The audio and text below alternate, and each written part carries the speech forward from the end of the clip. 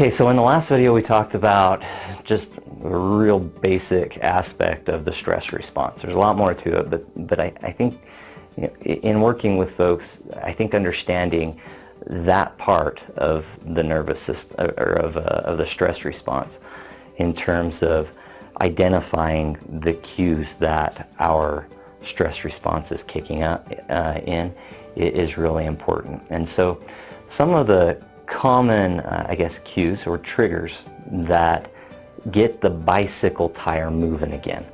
And if you don't understand what I'm talking about, go to the end of the previous video on the stress response. Once that cycle starts going, it's pretty tough to stop it. So what we want to do is when we sense that it is starting, before it starts going too fast, we want to put the brakes on. Okay, it's a lot easier to grab that tire when it's not going quickly. So how do we do that? First, we have to know and be able to identify that it's happening. If we don't know that, we can't slow it down or stop it. How do we know that?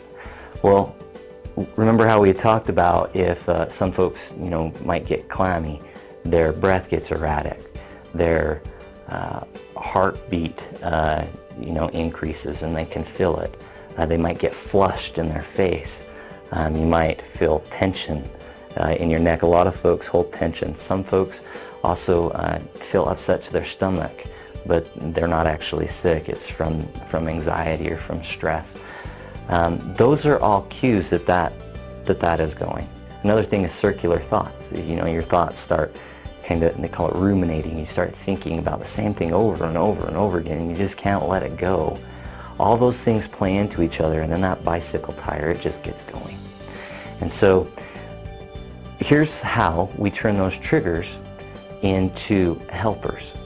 So when you feel, let's say for example, that your hands get sweaty, when you get stressed and you start getting anxious, when you notice that, instead of saying to yourself, consciously or subconsciously, oh shoot, I'm getting anxious again, and then starting to get anxious about getting anxious.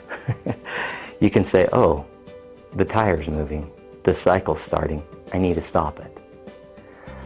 If you can sense that you're tense, instead of letting that just indicate that you're kind of getting anxious or freaking out or getting stressed, what that is that's now an indicator to say, okay, I need to slow down and we need to stop this cycle.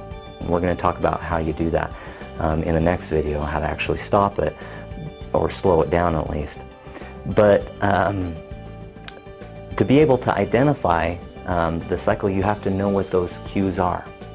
Those triggers need to be changed into cues.